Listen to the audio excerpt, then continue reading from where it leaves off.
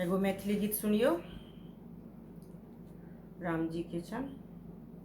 जय मिथिला जय मैथिल। राम जी से पूछे, राम जी से पूछे, जनकपुर के नारी बता द बबुआ। राम जी से पूछे, जनकपुर के नारी बता द बबुआ। लोगवा देत काहे गाड़ी बता द बबुआ। लोगवा देत काहे गाड़ी बता दे बबुआ।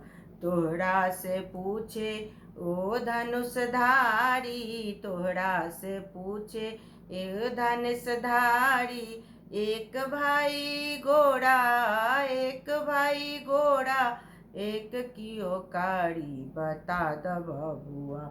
लोगवा देत काहे गाड़ी बता द बबुआ।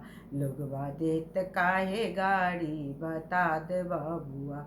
राजा दशरथ जी केलन होशियारी, राजा दशरथ जी केलन होशियारी। एकटा मरद पर, एकटा मरद पर तीन तीन गो नारी बता द बबुआ। लोगवा देत काहे गाड़ी बता द बबुआ।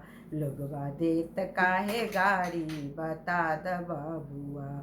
लोगवा देत काहे गाड़ी बता द बबुआ। ई बूढ़ा बाबा के पाकल पाकल दाढ़ी, ऊ बूढ़ा बाबा के पाकल पाकल दाढ़ी। देखै में पातर, देखै में पातर, खाय भर थारी बता द बबुआ।